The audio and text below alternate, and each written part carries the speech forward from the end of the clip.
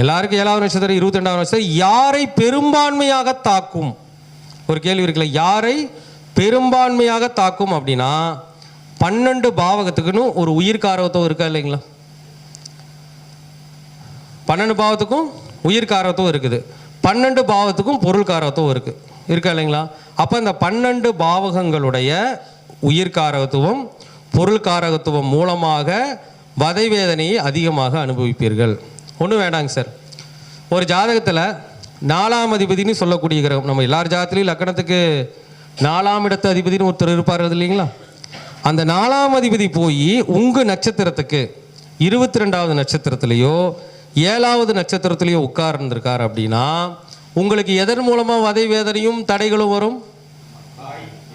தாய் மூலமாக வரலாம், இடம் வீடு மூலமாக வரலாம், வாகனம் மூலமாக வரலாம் இல்லைங்களா?